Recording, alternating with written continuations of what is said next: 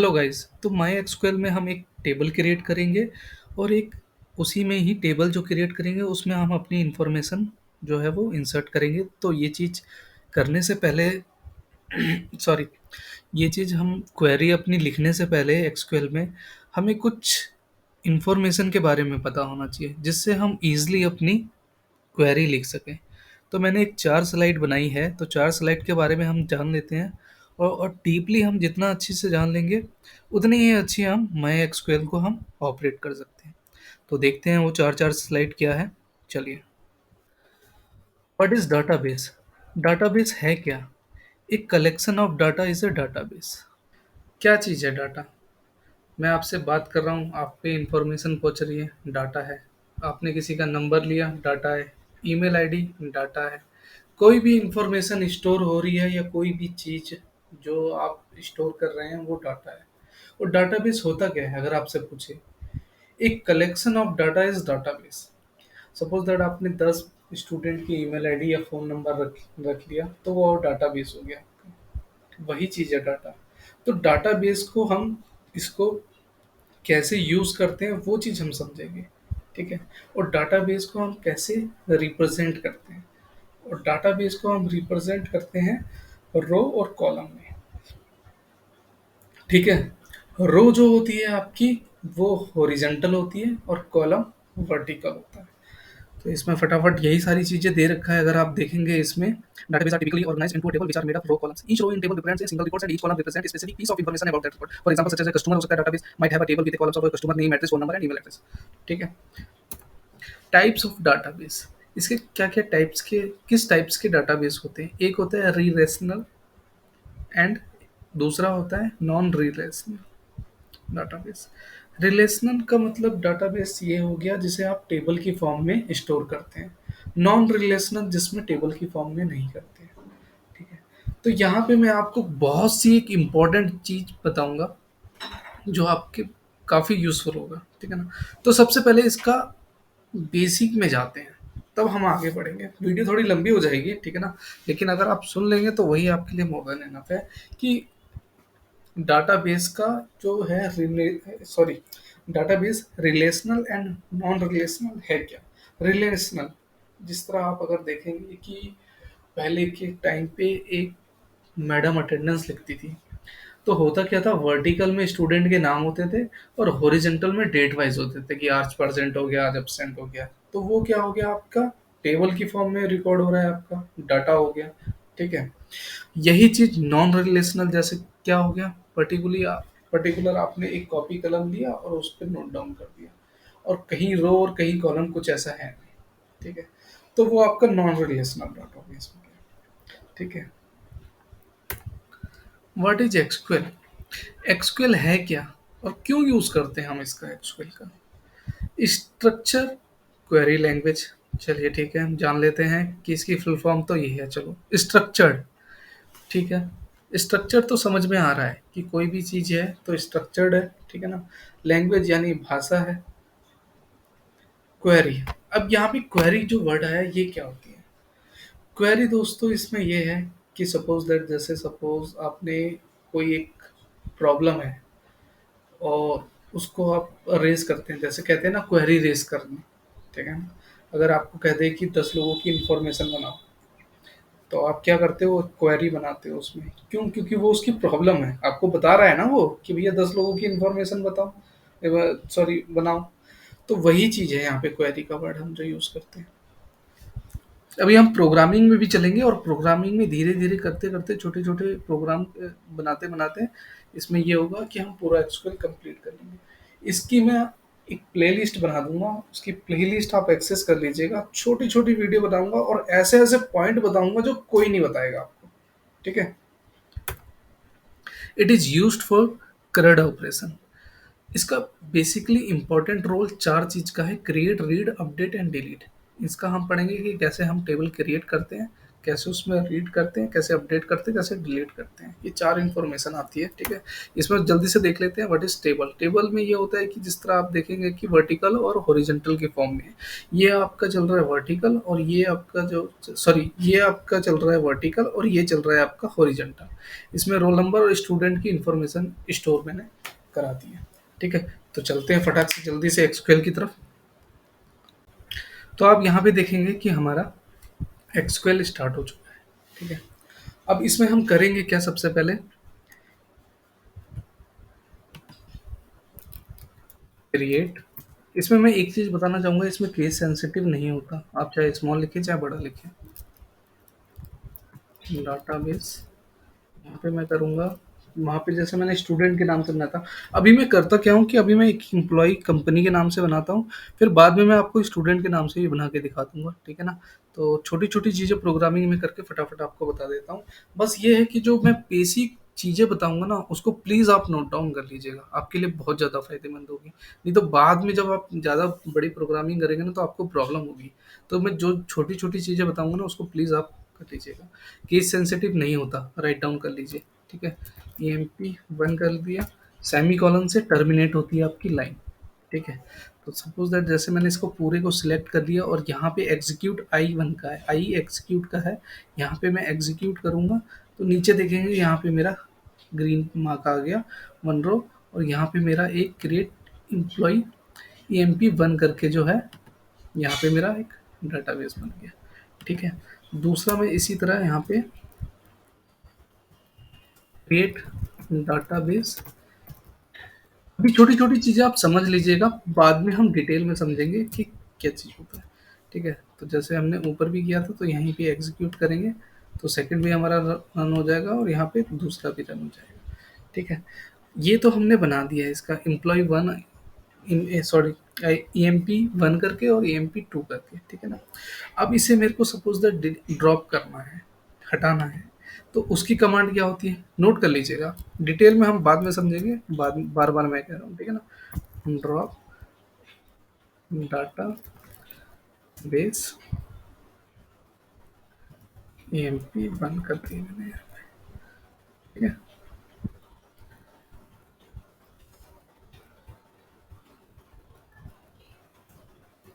कर लूँगा मैं इसको कंट्रोल भी करके, यहाँ पे टू करूँगा, एग्जीक्यूट करूँगा,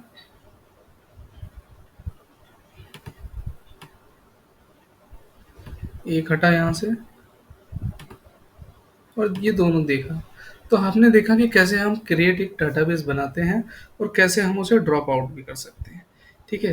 तो अब हम सबसे पहले इसमें करेंगे क्या कि एक एम्प्लॉय के नाम का हम यहाँ पे डाटा बनाएंगे, ठीक है। तो ये सारी चीज़ें इसमें मैं हटा देता हूँ इसको।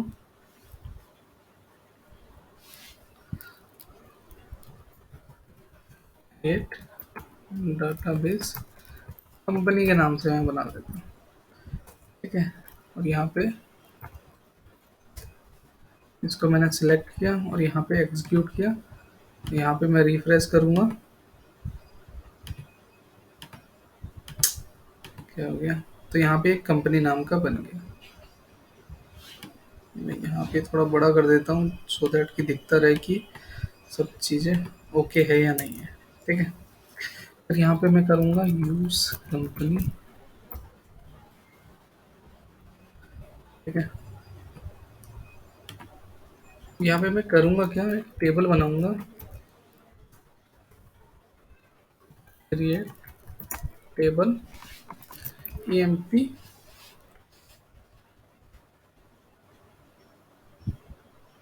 एम्प्लॉय के नाम से, ब्रैकेट डाल देता हूँ यहाँ पे। सबसे पहले क्या आएगा, नेम आएगा, मैं लिख देता हूँ वेर केयर। अभी बताऊंगा where care, sorry where care 15 की वेर केयर का मतलब क्या होता है यहाँ पे, ठीक है ना। आईडी ले लेता हूँ इंट प्राइमरी की, जिसका ये मतलब बताऊंगा कि मैंने यहाँ पे इंट प्राइमरी क्यों किया है, ठीक है ना। नेम हो गया, आईडी हो गया, यहाँ पे सैलरी कर देता हूँ डेसिमल,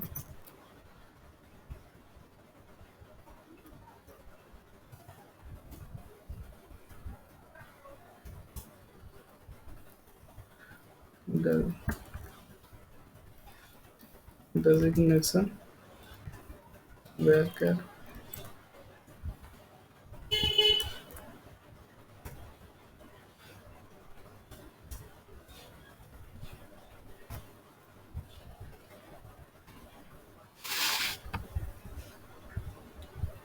तो यहाँ पे हमने देखा कि एक क्रिएट मैंने टेबल किया जिसमें एएमपी के नाम का मैंने बनाया।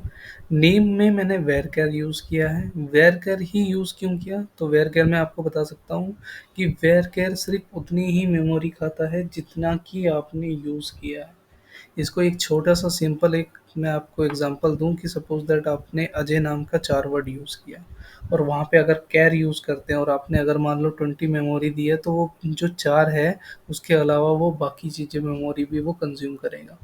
और यही वेर केयर में जितने नाम है सिर्फ उतनी ही मेमोरी यूज़ करता है, इसीलिए हम वेर केयर यूज़ करते हैं। ये चीज़ राइट डाउन कर लीजिएगा, ठीक है। दूसरा चीज़ देखते हैं कि आईडी में मैंने इंट प्राइमरी की ही यूज़ क्यों किया है, क्योंकि अगर आप देखेंगे कि किसी की सेम आईडी तो हो नहीं सकती। सेम आईडी होगी तो उसमें क्या होगा कि कन्फ्लिक्ट होगा। तो इसीलिए मैंने प्राइमरी की दे दिया। किसी भी एम्प्लॉय की सेम आईडी नहीं होगी, अगर सेम आईडी होगी तो वो एरर थ्रो कर देगा आपको। सैलरी में मैं यहाँ पे बताऊंगा कि मैंने डेसिमल का यूज़ किया, किसी की 25,500 600 पॉइंट में समथिंग हो सकता है, इसीलिए मैंने इसमें डेसिमल यूज़ किया है।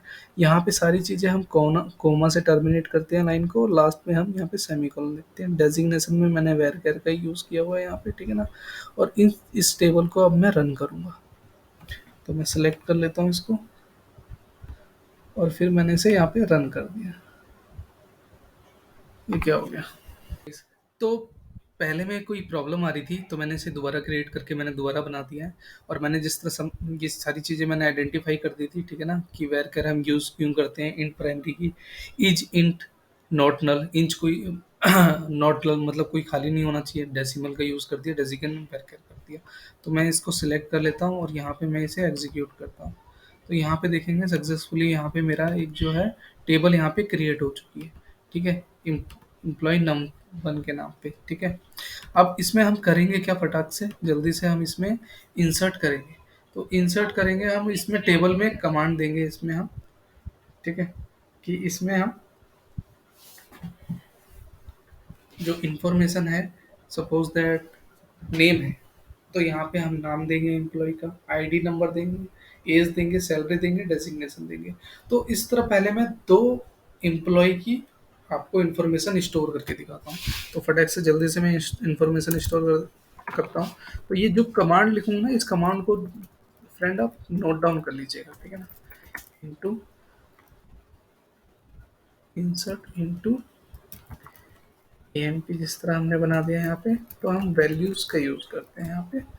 और ब्रैकेट में जिस तरह नेम है, तो पहले मैंने नेम दिया है यहाँ पे, तो यहाँ पे मैं इसे डबल इन्वर्टेड कोमा के अंदर डाल देता हूँ रोहित, कोमा डालूंगा। आईडी नंबर यहाँ पे मैंने 1 डाल दिया, कोमा डालूंगा।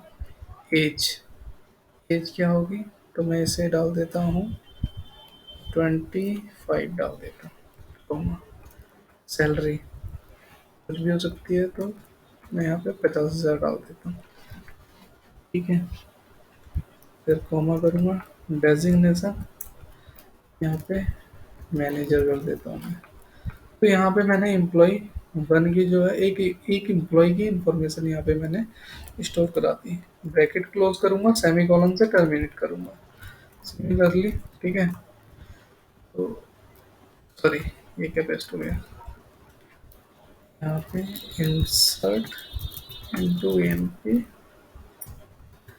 वैल्यूज डबल इन्वर्टेड कॉमा, यहाँ पे मैं अमिट डाल देता हूँ, 2 कर देता हूँ, आईडी को 26 एज कर देता हूँ, इसकी 75,000 कर देता हूँ।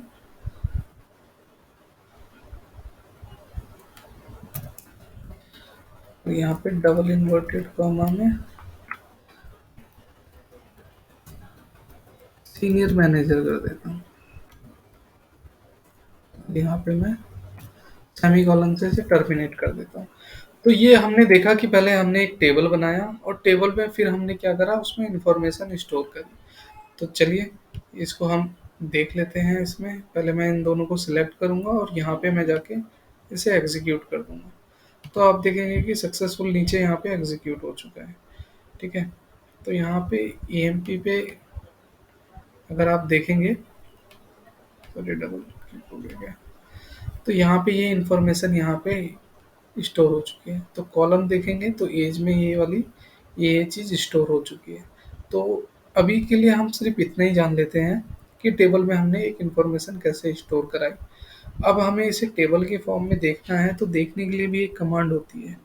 तो उसके लिए हम पहले देख लेते हैं कि हम कौन से कमांड का यूज़ करते हैं। यहाँ पे एंटर मारेंगे। यहाँ पे पूरे टेबल को सिलेक्ट करने के लिए सिंपली एक कमांड होती है, सिलेक्ट एस्ट्रिक का यूज़ करते हैं फ्रॉम EMP, और सेमीकोलन से टर्मिनेट करके हम यहाँ पे इसे एग्जीक्यूट कर देंगे।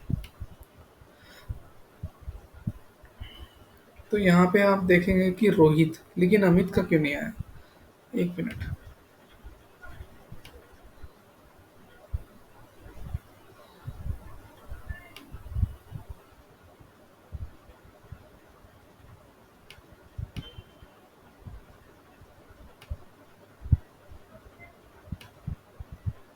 Okay okay okay.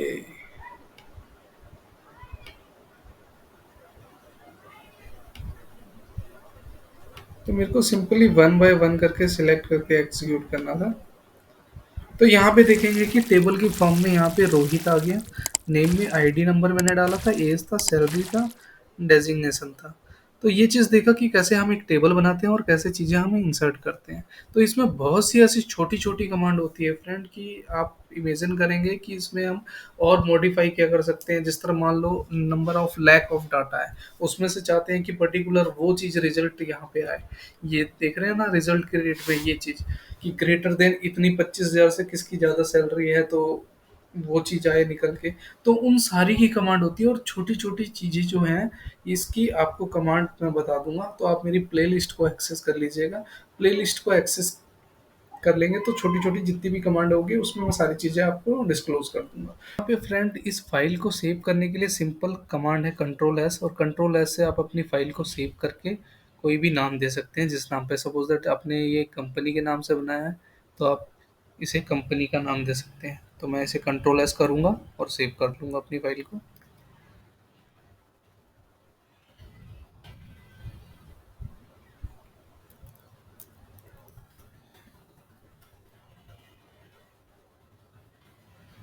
तो आप देखेंगे मैंने एम्प्लॉय 2 के नाम से यहाँ पे सेव किया हुआ है, क्योंकि एम्प्लॉय 1 के नाम से मैंने फाइल पहले बना रखी थी। तो इस तरह हम अपनी फाइल को भी सेव कर सकते हैं। ठीक है गाइस। तो नेक्स्ट वीडियो में मैं एक स्टूडेंट का बना दूंगा और ऐसी छोटी छोटी कमांड बताऊंगा जो आपको कोई नहीं बताएगा। तो ये प्लेलिस्ट एक्सेस कर लीजिएगा। थैंक यू गाइस, मिलते हैं नेक्स्ट वीडियो में। Thank you.